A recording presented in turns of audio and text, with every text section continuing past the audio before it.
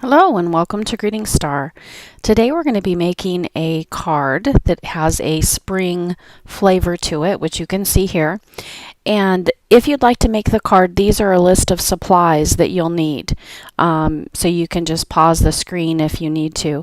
They're all listed here for you. I will have these linked down in the bottom description area, and you can click on those links. I am an affiliate for several of the links there, but it won't cost you anything to use them. If you purchase anything, I do get a very small percentage of that sale. Okay, so you can see here that I have a water brush and three pens, brush pens. They're I always call them markers, but they're called Zig Clean Color Real Brush pens. And I'm just marking off the different sections because I'm going to have three swaths of color here. So the first one, each section is about 1.75 inches approximately, to kind of divide the card evenly. This is a watercolor paper, and because these are watercolor pens, they're water based, and I'm going to be using that water brush with these to sort of bring that color down and create kind of a gradient. So you can see here that this is a brush I've used before, so I was just cleaning off some of that ink from the previous use, and so now I'm just pulling down this color that you can see here, and it creates a really pretty gradient. And right now it looks very light, but when I'm finished you'll see that that color kind of comes back a little bit. Now I'm going to move on to this flesh color. The first one was a pale pink. This is a flesh color, and again, I'm just measuring because to my eye that looked to be a little bit small, and I was correct, so I had to extend that a little bit. But anyway, so I'm just filling this in with this. These markers too have a lot of ink in them. I'm amazed. You know, I thought that they would dry up a lot sooner than they have, and I've had them for a while now. So anyway, here I am with this water brush. This is a really cool little tool. You fill the tube with water, and then you don't have to dip your brush into a little container of water, and that helps you to avoid spills, so that's kind of cool. Anyway, this is the last color that I'm using today, and this is a turquoise green, and this color is definitely more saturated, so I put a smaller amount at the top than I did with the other two. And also, this card, I'm going to make it two ways to give you an option, which you saw at the beginning. So this is how I did it first. I just laid the color down on the card base.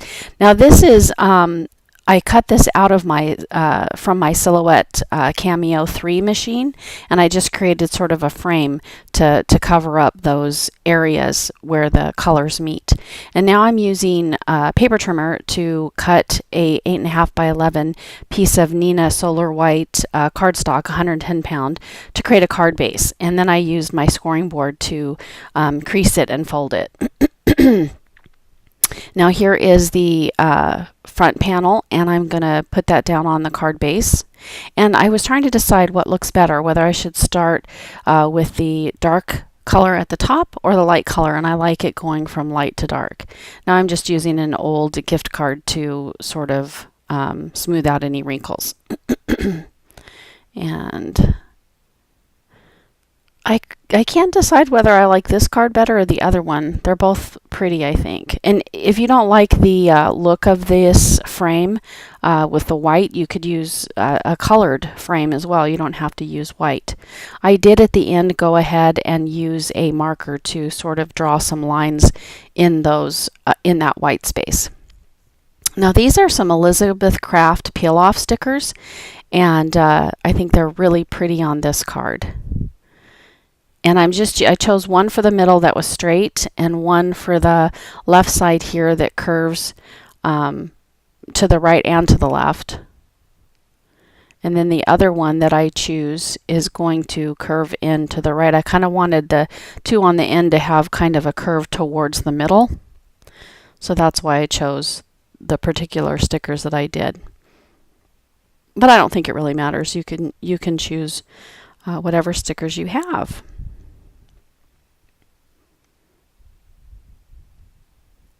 Now this is a Tombow Mono sand eraser, and I had accidentally got some ink there in that section. And the great thing about this eraser is it's abrasive and it just removes that ink, which is really cool. Now this flower is going to go on the inside of the card. This is another Elizabeth Craft peel-off sticker. And I think these are so dainty and beautiful. I've enjoyed watching her make cards with these. She usually puts them over, you know, she usually has like a glitter underneath it, and then you can even color them, and that's really cool. So what I'm doing today is just putting it on some watercolor paper, and then I'm going to color it. And I'm just going to pick up a little bit of this and only color a portion of the circle because I want to, again, pull that color out and create a little bit of a gradient. So you saw how I wiped my brush off on my paper there. Now I'm using these exact same colors that was on the front of the card, so it will coordinate. This is the flesh color, and I'm doing the same thing where I'm putting a portion of it down and then trying to pull out the color. But it still looks a little light to me, so I go back a couple of times to try to get enough color in there so that you can actually see it and it looks visible to the eye. And I think it will darken up once it dries, which is interesting. And then the last color of this is that pink that I'm going to use here. Again, putting down the base of the color around, trying to do that in 2 petals to clear off my brush so I can then pull out some of that color. And finally, I'm just going to use that turquoise green to fill in those little circles there. Now, if you don't have these stickers, you could certainly take a stamp that you have and heat emboss it and cut it out and color it. You know, if you have a outline stamp, or I mean, you could also do it with a different, any kind of stamp that you have. You could use flowers, you could use hearts, you could use anything you want, really. It's just up to your own imagination. And what I'm going to do is I'm going to create a paper spring. So I cut 1/8 of an inch of strip of paper, and then I cut it at 3 inches. I have 2 pieces of paper, and I'm going to corner them here, and then I'm going to fold them over on top of each other. I'm going to keep doing that until the paper's all folded up. And that makes a little spring. So when they open the card, I'm going to attach the flower to the spring so that when they open the card, the little flower kind of springs up, which is a really cute little thing, I think. Now they do make some, I think they're called wobbles. I can't remember, but anyway, they're a little device that you can put under things that make things kind of spring up and shake. And those are cool too if you like to use those. But if you don't have any on hand, this is a quick little alternative. So I think that's really cute. Okay, so now what I'm going to do is use this Hero Arts stamp set, and I'm going to stamp the word spring, and I'm using some Ranger archival ink here because this is watercolor paper. One of the things you want to definitely be sure before you stamp is make sure that that watercolor is absolutely dry. Now, if you're like me and you're a little bit impatient, you can use a heat tool, a heat gun, to dry your paper. It will kind of wrinkle a little bit, but once you glue that down and flatten it out like I did with the credit card, it should be fine. So I put the word spring here, and on the inside I'm going to type the word spring has sprung.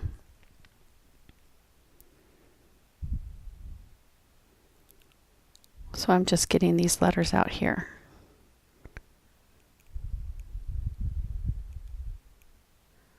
These letters are small, so with my fingers, they're difficult to manage and hold on to.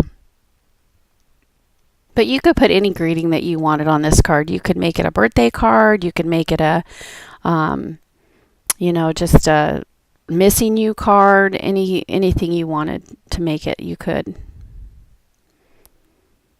I thought that the font of that particular stamp set was very cute and whimsical and fit well with the style of the card.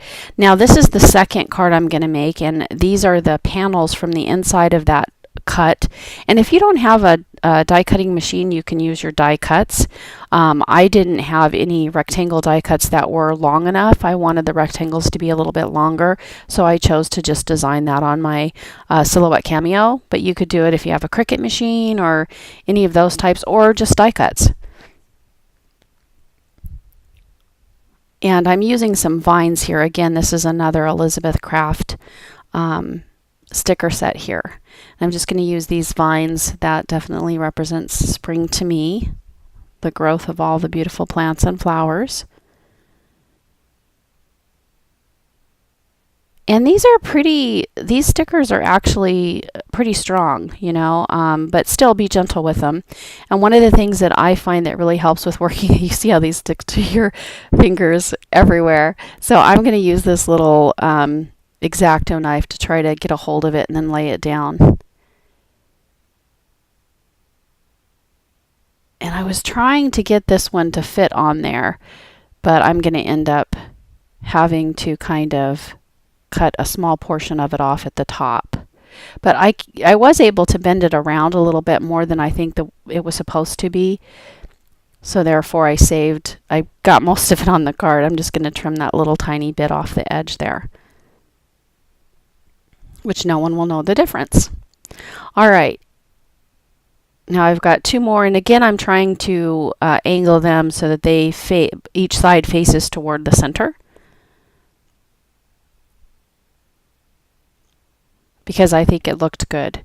Now my cards are asymmetrical, which means that the three designs are all different, but you could make them symmetrical if you wanted to. So this third vine right here, there's a replica on that sheet, that sticker sheet, so you could pull that exact same one, which I'm going to show you right here in just a moment so that you can see. And I just put an extra one on the back there that I had peeled off to try. And you can see on that pink swath too, I added another little curve to the top there. But here is the one that's identical to the one that's on the turquoise. And so if you wanted to make it a little more symmetrical, you could do that. It wouldn't be exactly symmetrical because that center one, if you cut it down the middle, is not actually symmetrical. But definitely, if you think it would help the balance of the card, you could do that. But I like it this way. I think it's fun to play. You know, sometimes when we plan, at least for me, it never works out. But if I just play and have fun, it seems to turn out more often than not. I don't know if that's the same with you, but it seems to be with me. If I'm enjoying myself and having fun, it always turns out better. If I try to be extremely regimented and plan everything out and make sure I'm sticking to the plan, it makes me nervous and I don't do as well. So this is a Uniball Signal pen. It's a gel pen and I love these pens. They're so awesome. I usually use the white pen, but this is the gold pen and I thought it fit well with those stickers because those stickers are gold. And I just thought the card looked a little bit bare and there needed to be some more definition between the images. So at least to my eye, that was my impression. So I went ahead and drew these lines to try to give the card that definition and contrast between the three images. And I love how, you know, just doing a little doodling like that can really make a card pop and stand out. So don't be afraid to try it yourself. Seriously, it's a lot of fun. Okay, so here's my little spring, and this time instead of coloring, I didn't have any flowers that went with the vines. I could have chosen one of the other flowers, but I just chose to use a sticker flower that I have here, and it is sticky on the back. So I'll show you what to do about that in a moment. But right now I'm just trying to get it to adhere to the spring, the paper spring that I made. Isn't that cute? I just love the way it bounces and jiggles. So cute. So anyway, when you mail these, they are going to be a bit bulky, so you definitely want to plan for that with your envelope and postage and stuff. You might need a little extra postage to make sure it gets through. So I'm using, that's my powder tool that prevents, usually when you're heat embossing, that's what I use to get rid of that sticky. Okay, so thank you for joining me today, and here is a look at a book that I've written. It's an ebook you can get on Amazon.com/author/Greetingstar. It's meant to be for beginners. It has lots of information about all the tools and resources that you're going to need to learn about in order to start stamping, but it also has some really cool projects in it that you'll enjoy even if you are an experienced card maker. So check that out. And also, please take a look at my blog. It's greetingstar.org, and that has a list of all the cards that I've made and links back to the YouTube videos for them, and also links for all the products and stuff. So thanks for joining me today. I hope you enjoyed this card, and I hope you have fun making your own cards. And as always, please remember to like and subscribe. Thank you.